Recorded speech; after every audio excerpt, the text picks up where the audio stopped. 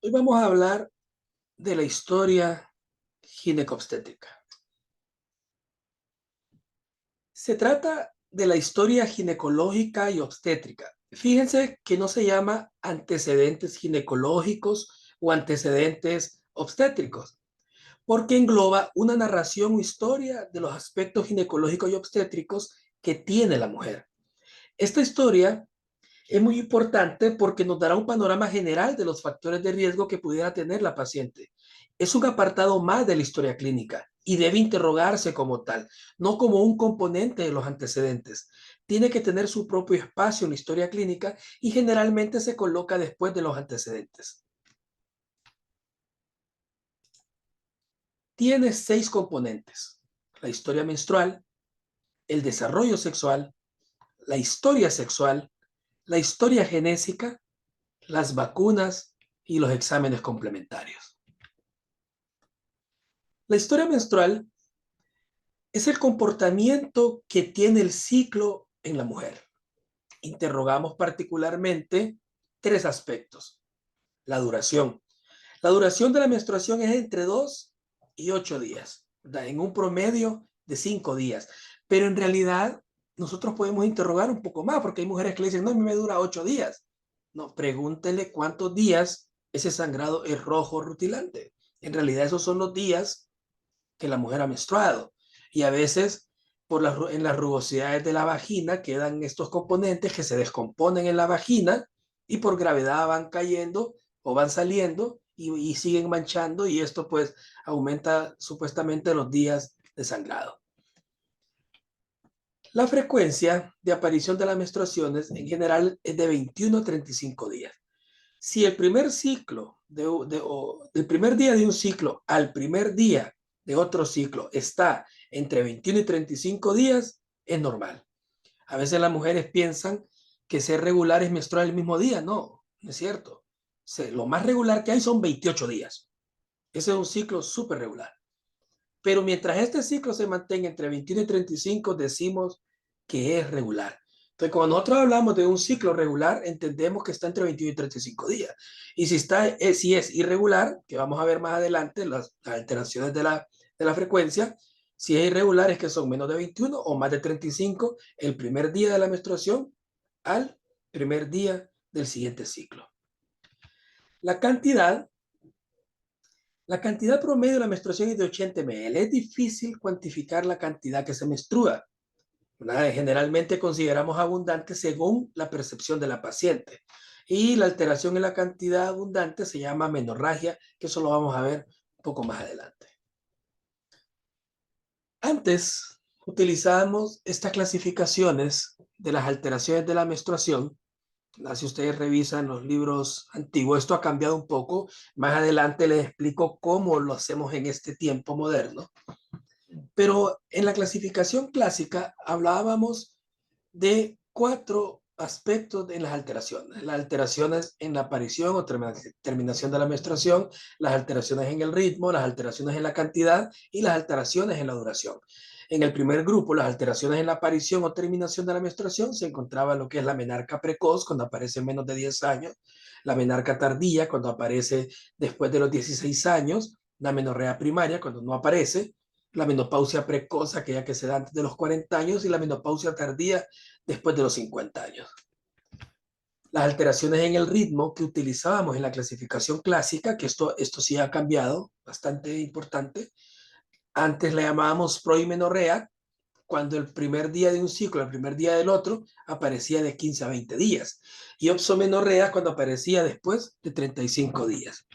Las alteraciones en la cantidad, hablábamos de amenorrea secundaria, cuando han pasado 3 meses, menorragia o hipermenorrea cuando era abundante, esto también ha variado un poco, hipomenorrea cuando la menstruación era escasa.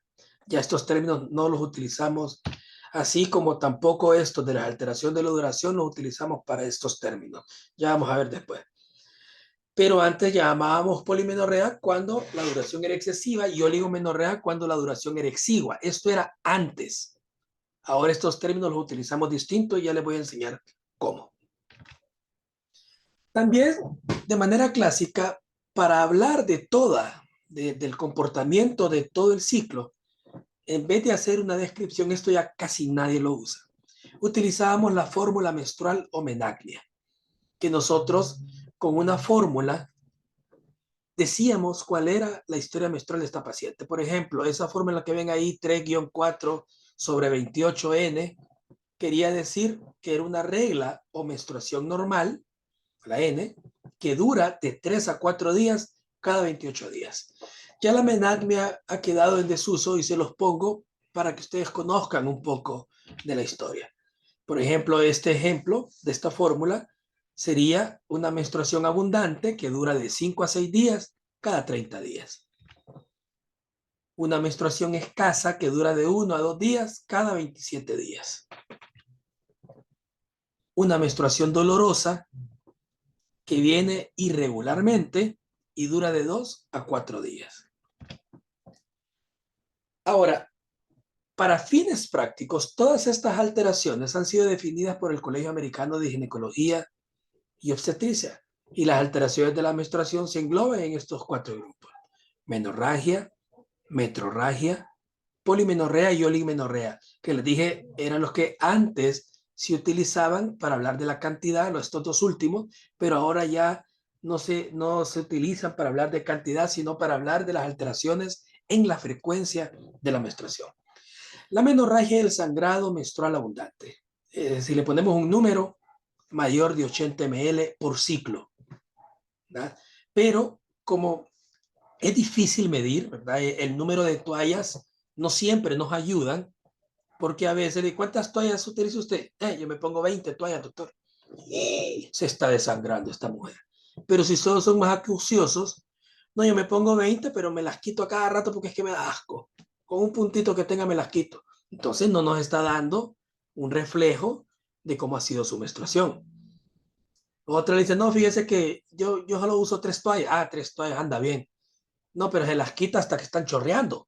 Tampoco es un reflejo. Entonces, el número de toallas sí nos puede servir, pero hay que hacer un interrogatorio bien acucioso. El Colegio Americano de Ginecología y Obstetricia considera menstruación abundante o menorragia según la percepción del paciente. Ya no tanto una cantidad. Y la paciente le dice, mire, la verdad es que estoy menstruando mucho. ¿Cuánto menstrua? No, yo no sé. Pero es más de lo que generalmente he menstruado. Esa observación es suficiente para considerarla abundante. Y metrorragia, que antes se refería a un término asociado a la cantidad, ha quedado para decir que es aquel sangrado entre menstruaciones. Pero no solamente es un sangrado entre menstruaciones, necesita otro requisito. Es un sangrado predecible. O sea, la mujer ya sabe. Fíjense que mi menstruación es cada 28 días, pero yo ya sé que el día 14 mancho. Eso es metrorragia. Sangrado entre menstruaciones, pero sangrado predecible. Y polimenorrea es aquel sangrado menstrual que ocurre antes de 21 días. O sea, una alteración en la frecuencia. Y oligomenorrea, aquel sangrado menstrual que ocurre después de 35 días. Aquí hablamos del primer día del ciclo al primer día del siguiente ciclo. El otro aspecto que valoramos en la historia ginecobstétrica es el desarrollo sexual. Este apartado que nos indica el inicio de los cambios sexuales de la mujer. Y el interrogatorio consiste en definir cuándo comenzó cada uno de estos apartados que ustedes ven ahí y las características de los mismos.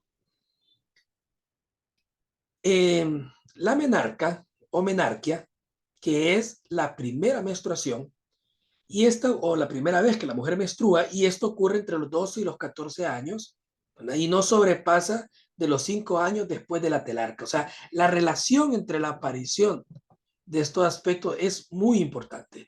Significa que si la mujer tuvo su telarca a los 8 años, póngale porque puede pasar, la mujer debería de estar menstruando antes de los 13 años, si no va a tener una menarca tardía. La pubarca, ¿verdad? Que es, o llamada también pubarquia, se trata de la aparición del vello púbico. Generalmente aparece después de la menarca. Y la telarquia o telarca es el primer cambio sexual de la mujer.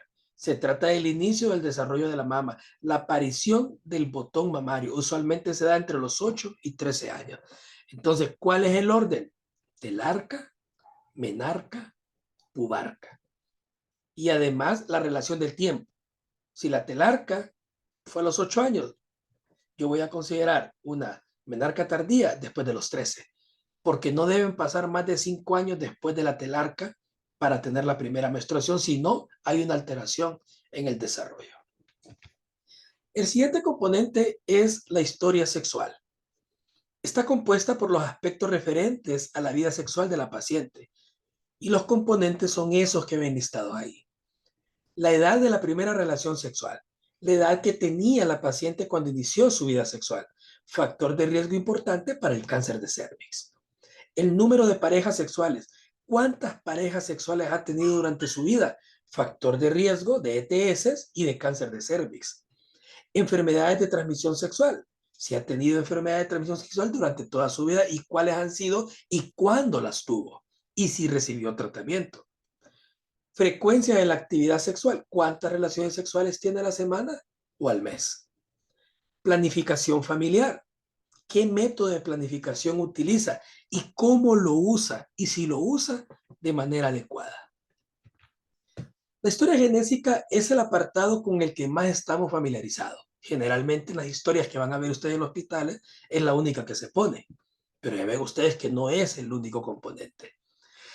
La historia genésica pues lleva a estos componentes que ven listados ahí. Primero, la edad del primer embarazo y parto. Es un parámetro importante para describir, ¿verdad?, cómo es esta mujer y sus factores de riesgo, particularmente de cáncer de cervix. Involucra un factor de riesgo importante para el cáncer de cervix.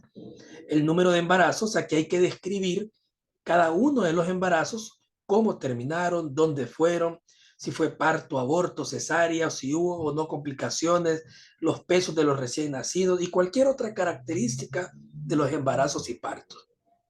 La fecha del último parto, aquí se describe la fecha del último parto o terminación del último embarazo.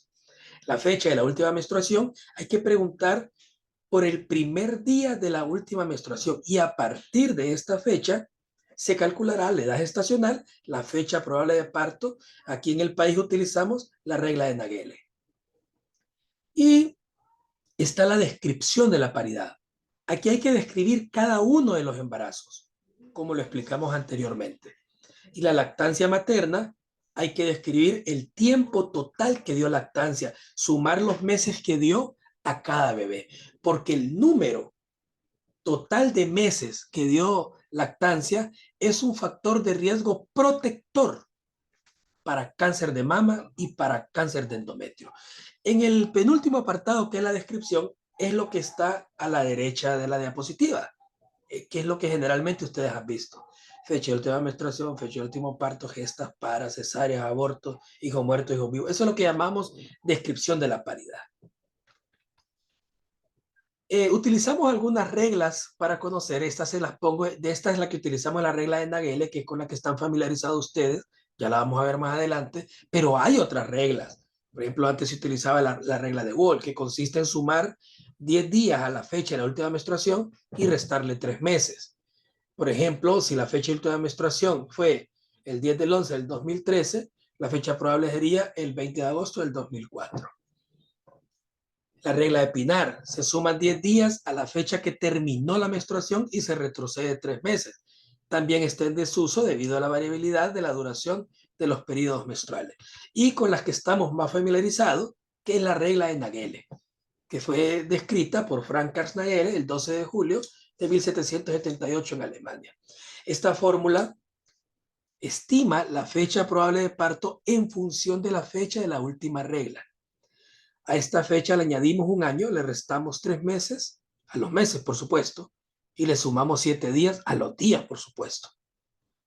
Es decir, la fecha probable de parto es igual a la FUR más 1 al año, más un año, más 7 días, menos 3 meses, que es la regla con la que generalmente estamos familiarizados. Yo sé que ustedes la conocen, es la que usamos, es la que está en historia clínica, no me voy a detener en esto.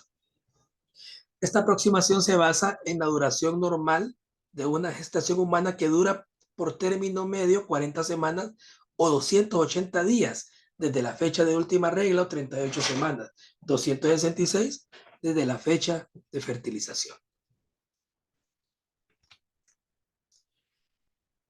El componente B de vacunas, en este apartado describimos el esquema de vacunación de la paciente y si estas vacunas están completas y vigentes. En general, las vacunas que más nos interesan, toxoide tetánico, sarampión, rubiola, BPH y cualquier otra que sea de nuestro interés o según el esquema de vacunación de cada país. Ahorita, por ejemplo, obviamente, COVID, que es pues relativamente nuevo, solo tiene 3 años. Y el último componente, los exámenes complementarios. En este apartado describimos los exámenes que utilizaremos para complementar nuestra impresión diagnóstica.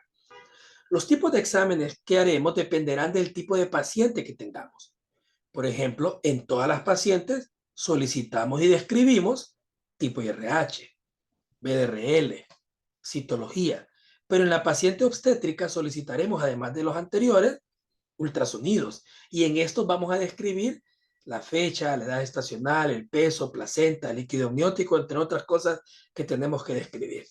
También en la mujer embarazada es posible que solicitemos monitoreo fetal.